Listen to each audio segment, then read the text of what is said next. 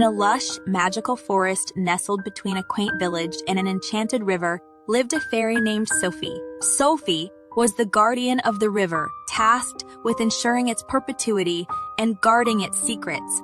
She was a fairy of exceptional beauty with wings that shimmered in gold dust. Sophie would often watch the townspeople from afar, especially during their festive gatherings. The laughter, the music, and the twinkling lights were enchanting to her. She yearned to experience their joy, to be a part of their simple, carefree lives. Her heart was filled with a longing she could not ignore. One day, during a particularly lively festival, Sophie's desire to be human overwhelmed her. She flew to her mother, the fairy queen, and begged her with tears in her eyes to grant her wish. The queen, knowing the dangers humans posed, hesitated but could not bear to see her daughter so distraught. With a heavy heart, the queen used her magic to transform Sophie into a human. However, this change came with a price. Sophie's once ethereal beauty was replaced with an appearance she didn't recognize. She had become an ordinary, even unattractive girl. Despite her newfound appearance, Sophie was determined to make the most of her human experience. She eagerly attended the festival, danced with abandon, and sang along with the crowd. However, the townspeople were cruel. They shunned her, mocked her, and made her feel unwanted. On the second day of her human life, Sophie ventured to a garden where children played. She approached them, hoping to make friends, but they too turned away in fear and disgust. The pain in her heart grew deeper. As her days as a human continued, Sophie's hope waned. However, on the third day, she encountered Pablo, a kind-hearted man who saw past her appearance and treated her with genuine warmth and kindness. For the first time in her human existence, Sophie felt a glimmer of happiness. But as fate would have it, on the fourth day, she faced the harshest judgment yet at the market. The people treated her cruelly, unfairly assuming she was a thief based on her looks. The cruelty was too much to bear, and Sophie fled to the sanctuary of the river, heartbroken and defeated. She called out to her mother, sobbing and begging to return to her fairy form. The queen, her heart aching for her daughter, granted her wish. Sophie transformed back into a fairy, her beauty and wings restored.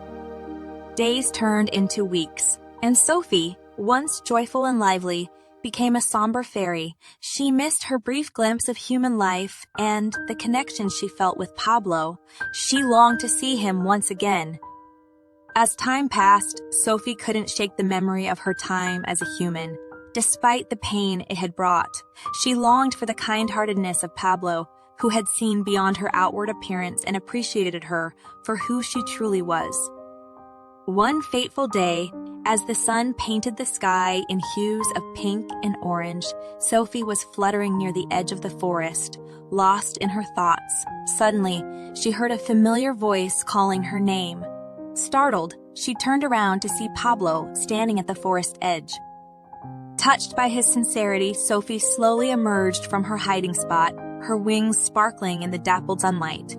Pablo marveled at her beauty, not just her appearance, but the beauty that radiated from her spirit.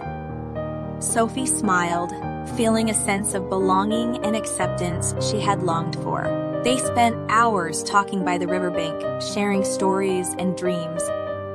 As their friendship deepened, Pablo introduced Sophie to the townspeople who had appreciated her true essence during her time as a human. The villagers were amazed by her kindness and gentle nature. Slowly but surely, Sophie began to regain her faith in humanity.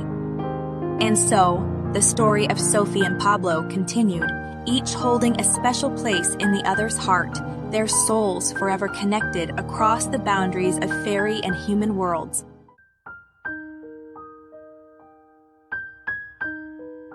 In a bustling city where towering skyscrapers glistened under the sun, there lived a girl named Diana. With striking looks and a life filled with material riches, Diana was often the envy of her peers. However, beneath her polished exterior lay a complex and troubled soul. Diana's family was part of the city's elite, enjoying the luxuries that came with their wealth. Yet, they were always engrossed in their own affairs, rarely sparing a moment for Deanna. Her parents were deeply entrenched in their business pursuits, leaving Deanna to be cared for by a rotation of nannies and housekeepers. Loneliness and yearning for genuine love consumed her heart. Unfortunately, Deanna channeled her inner pain into cruelty towards others. She had mastered the art of manipulation and cunning, ensuring she stayed at the top of the social ladder. She would belittle and demean her classmates, particularly those she deemed as threats to her position. This cruelty was most evident towards Emma, a classmate who also worked as a house cleaner in Deanna's home. Emma was a kind-hearted, diligent girl who had experienced her fair share of hardship. She balanced her studies with the responsibilities of being a house cleaner to support her family. Deanna saw Emma as a threat to her status, not only academically, but also because Emma embodied the values of humility and kindness that Deanna lacked. Astoria High School, where Deanna and Emma attended, was a sprawling institution with ivy-clad walls and impressive corridors. It was a place of dreams and ambitions, where young minds were shaped and friendships were formed. In stark contrast, Deanna's lavish home stood nestled amidst the tree-lined streets of an affluent neighborhood. The mansion exuded opulence with its grand facade, expansive gardens, and rooms adorned with exquisite art and lavish furniture. Yet, despite its outward appearance of affluence, it lacked the warmth and love that a home should embody. Emma, on the other hand, hailed from a modest yet charming neighborhood. A tight-knit community thrived there, sharing the joys and sorrows of daily life. It was a neighborhood where everyone knew each other, and simple acts of kindness echoed through the streets. Deanna targeted Emma relentlessly, making her daily life at school and at home exceptionally challenging. She would mock Emma's clothes, her job, and her family, inflicting emotional wounds on a girl who had done nothing but exhibit grace and resilience.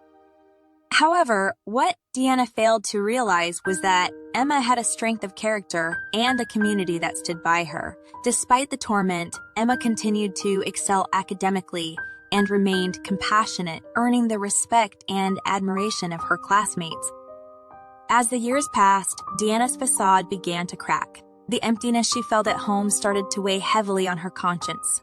She saw how her parents' indifference had impacted her, leaving her starved for genuine affection.